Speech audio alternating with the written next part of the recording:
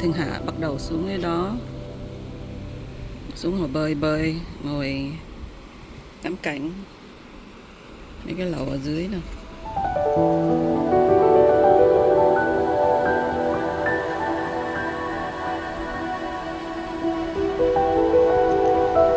Này biển không có động.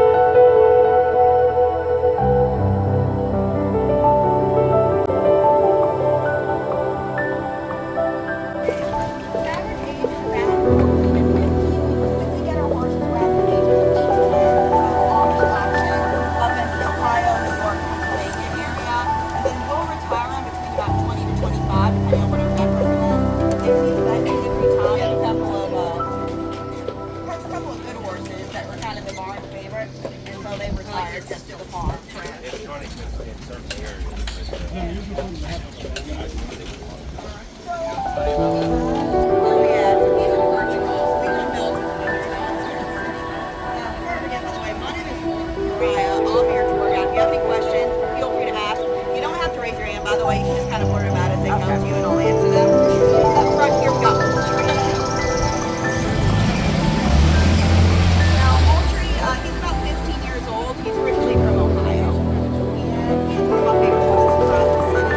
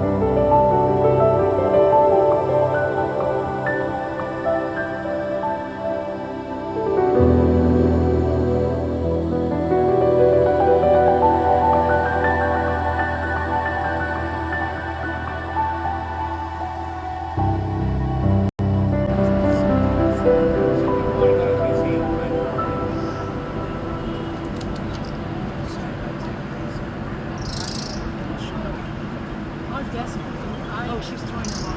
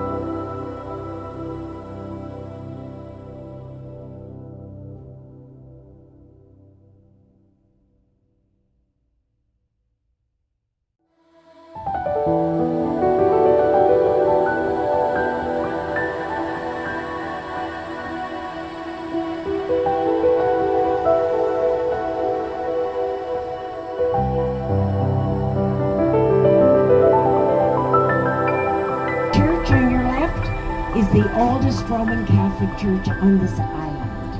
I'll talk more, a little bit more about that. But for a great part, we're having a history lesson today. Tallest freestanding fiddle. You see that, and you'll see it.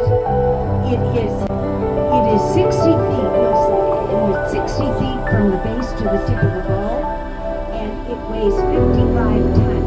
It was designed by a local artist and installed on our dock. It's an icon of Sydney and has been for the past 13 years. It is a tribute to our musical heritage, Scottish, Irish, and French Acadian. You see, I'd mentioned that the two E's, that's French. I'd get it in there some way. This community was founded in 1785 by a British Army colonel by the name of Joseph Desbarres with a French surname because he was born in Switzerland but got his military and professional education in England, and he was then posted, as we would say today, to the fortress of Louisbourg. So this is a bit of a history lesson, and I'd like you to know that I sit in my seat this way so I can see each of you.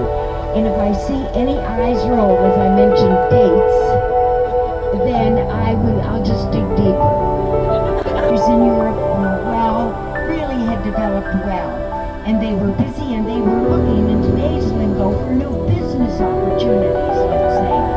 The New World, where we are now in North America, was opening up. Nobody really knew what was here, and so what England did, like many of the countries, they hired professional explorers. And England in 1497 hired an explorer and his fleet by the name of Giovanni Caboto. That would be Italian for John Cabot. And John Cabot was told by the king, I would say I was there at the time of the meeting, but I wasn't really. He was told before he left, John, I can just imagine this meeting. I have spent a fortune on outfitting you to get across to the New World. Let's hope you hit a pot of gold. And I want to know as soon as you arrive and where you arrive. John Cabot arrived on these shorelines of Cape Breton Island in 1497. Now, if any of you have been to Newfoundland or are planning to go there, they will tell you that he landed there first. That's not true. I am here to give you the true facts. He landed along these shores first, and when he arrived, he was able to fulfill the wish of the King of England, and that was that he had landed on what he considered to be a pot of gold. The waters were teeming with fish, codfish. In fact, it's described historically as being able to almost walk on the water. I'd say that was a bit embellished, but they could do that. And when the explorers arrived here along these shores of Cape Breton Island, they sent the word back. Well, all of the countries, 5 of them, the areas, England, France, Spain. We have guests on from Spain.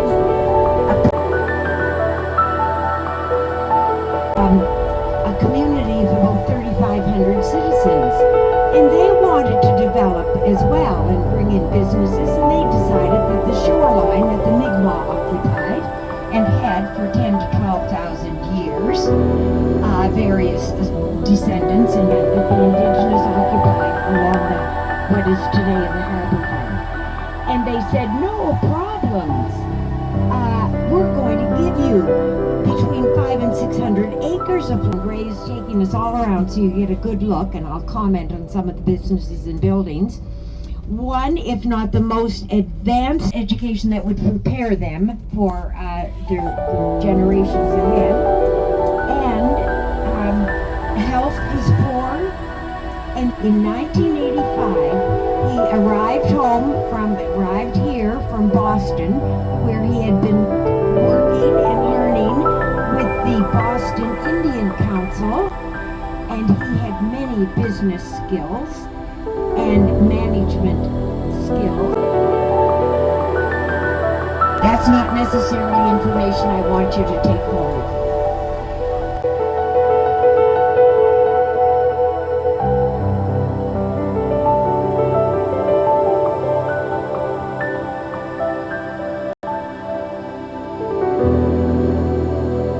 What's her name? It's sort of a name like the Rockefellers, Fairchild, that sort of thing.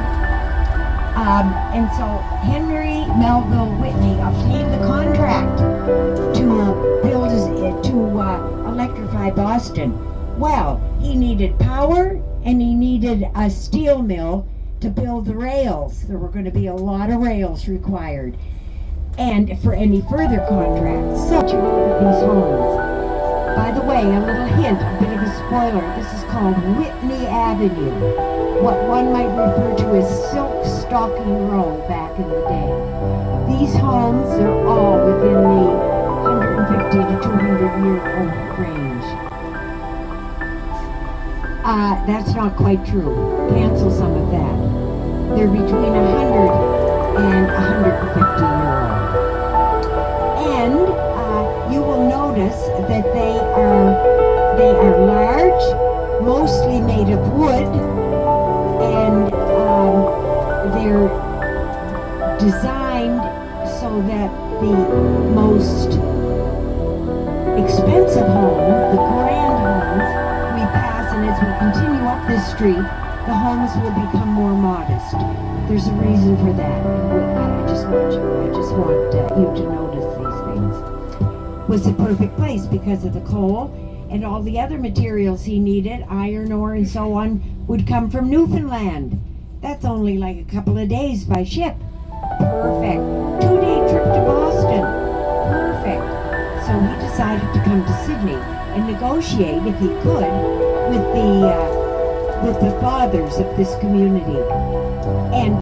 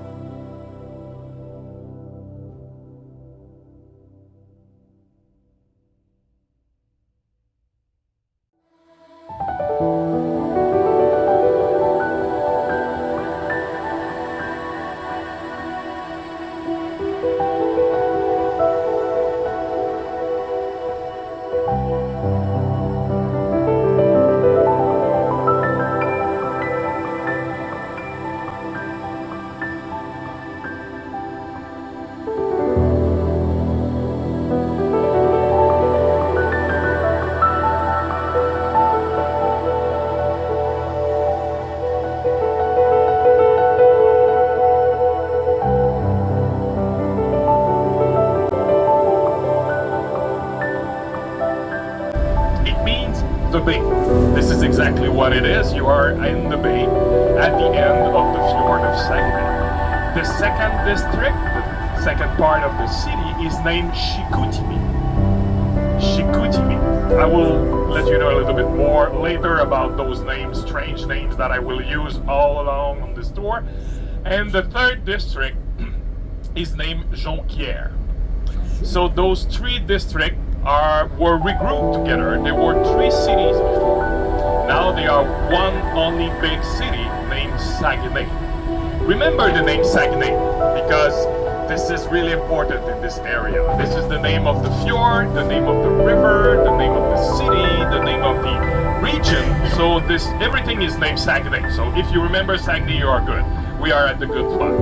So on the Saguenay, when you arrive this morning, are you arriving from Quebec or are you arriving from the other side? From the other side. Okay. You are in Sydney. Oh. Donc, you saw all the St. Laurent River, the entrance of the St. Laurent River. Okay.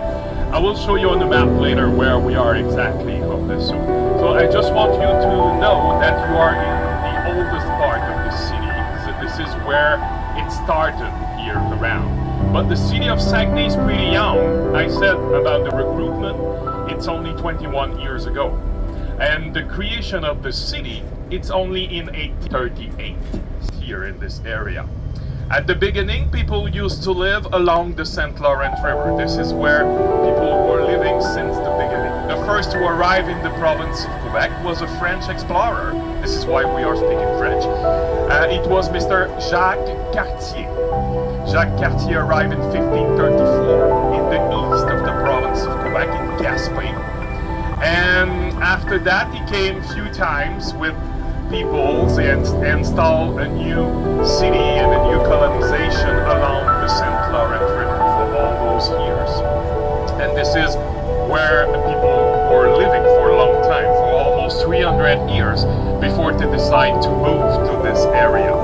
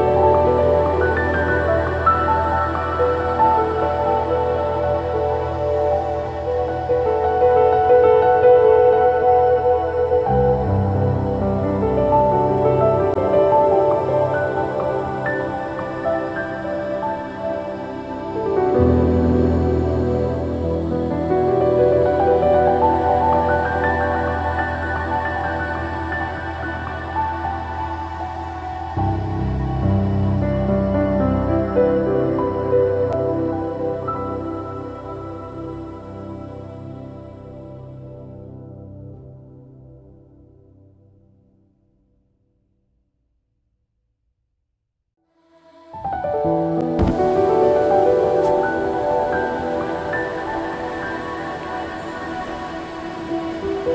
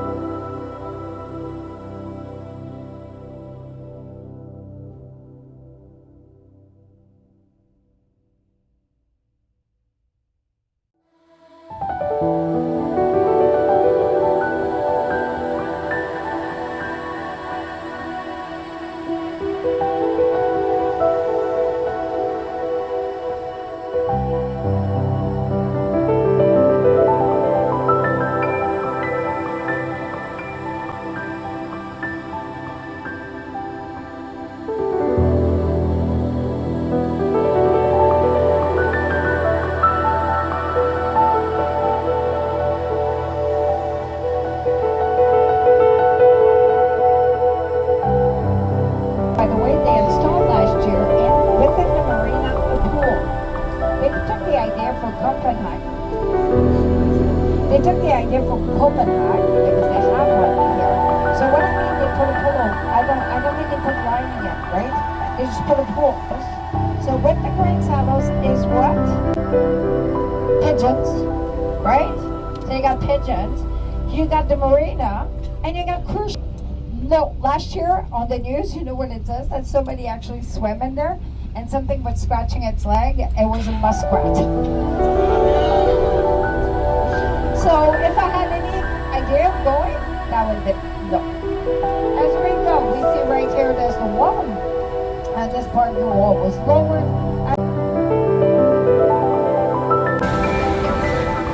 I had my favorite chairs. I wore them so much when I was working that I split my soul. So I can't wear them, but they were so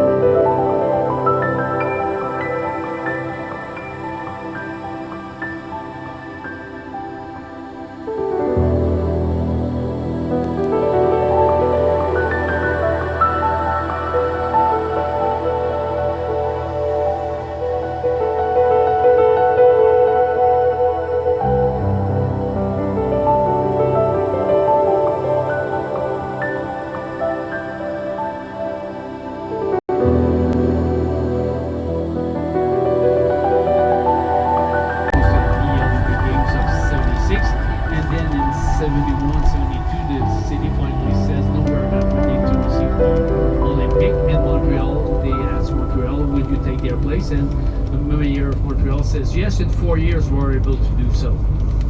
When we have opened, when we have done the official opening of the Olympic Games in Montreal in 1976, the tower of the Olympic Stadium was not. We opened it with an open, and then